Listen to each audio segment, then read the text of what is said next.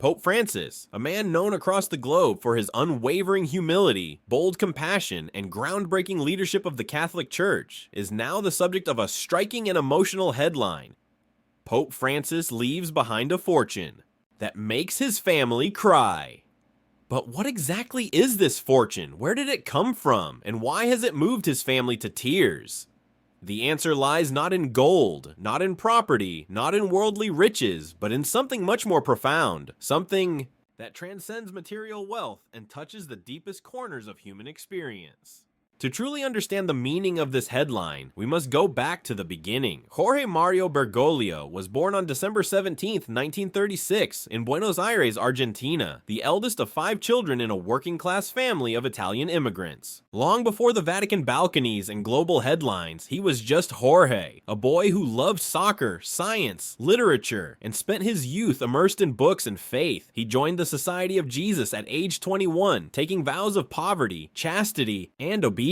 As a Jesuit, he was known for his simple lifestyle and deep spiritual devotion. While others rose through church ranks with influence and ambition, Bergoglio walked a humbler path, often serving in poor neighborhoods, tending to the marginalized, and washing the feet of those society had forgotten. He took public buses, cooked his own meals, and declined the privileges that came with higher positions, even when he became Archbishop of Buenos Aires and later a cardinal when he was elected Pope in 2013, becoming the first Pope from the Americas, the first Jesuit Pope, and the first to take the name Francis, inspired by Saint Francis of Assisi, the patron of the poor. But the world was both surprised and inspired. Immediately, he signaled a different kind of papacy. Unlike his predecessors, he refused the opulent papal apartments and chose instead to reside in a modest guest house. He declined ornate garments, wearing a simple white cassock and an iron cross rather than the traditional gold. He auctioned off luxurious gifts given to him, using the proceeds to help the poor.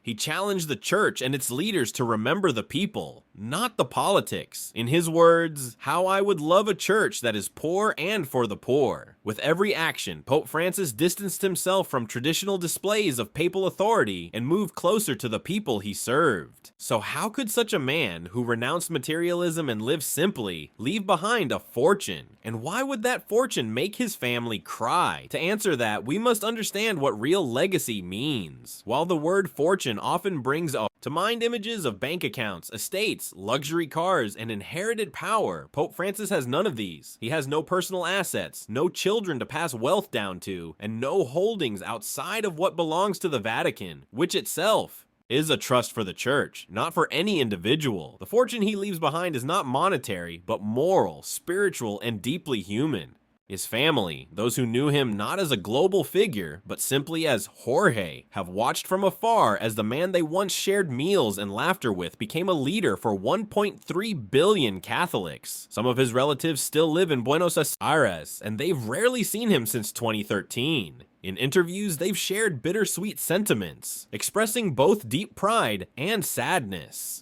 They say they miss the man who once played soccer in the alley, cracked jokes at family dinners, and lived among them. They do not cry over an inheritance lost. They cry because Jorge, their Jorge, became someone the whole world shares, and someone who had to give up personal connection to fulfill a divine calling. Their tears are those of sacrifice, knowing that the intimacy of family was exchanged for a life of global service. And what Pope Francis leaves behind is far greater than currency. He leaves behind a moral fortune, one that has transformed hearts and challenged systems. He dared to speak to the world's leaders about the urgency of climate change, declaring in his encyclical Laudato Si that the earth is our common home and must be cared for with urgency and justice. This document became a turning point in global religious discourse on the environment, uniting faith leaders, activists, and politicians. He leaves behind a fortune of reform, overhauling the Vatican's finances, tackling internal corruption, and bringing long overdue transparency to some of the church's darkest corners. These changes may have saved millions for the church's future, but more importantly, they restored faith in its moral compass.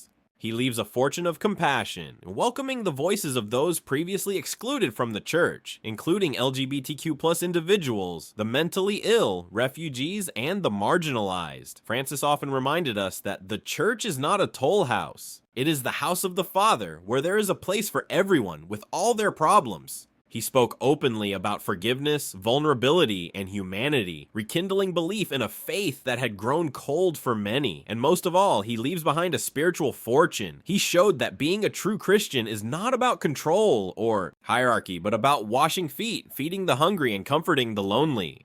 In doing so, he reinvigorated the very idea of servant leadership and reminded the world what true greatness looks like. The paradox of Pope Francis's legacy is that the more he gave up, the more he left behind. In choosing simplicity, he revealed strength. In choosing humility, he achieved reverence. In denying wealth, he created abundance. His name, Bergoglio, now stands not just for a family, but for an era of the church defined by compassion and courage. His relatives may not inherit land or legacy trusts, but they inherit stories of faith, hope, and extraordinary service. Their uncle's legacy is etched not into deeds or wills, but into the hearts of people across continents, from the slums of Manila to the mountains of Bolivia to the pews of St. Peter's Basilica. His family carries the emotional weight of a man who was once theirs, but who became a shepherd to the world.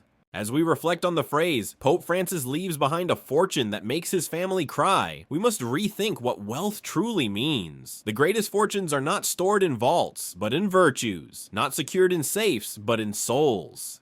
Pope Francis once said, "The measure of greatness in a person is not how much wealth they possess, but how much they give of themselves to others." And by that measure, he leaves behind one of the most profound legacies of our time, not count in dollars, but in dignity, not weighed in assets, but in acts of love. And yes, that is the kind of fortune that brings tears, not from grief, but from overwhelming honor. A reminder that in giving everything away, Pope Francis gave the world more than it ever expected.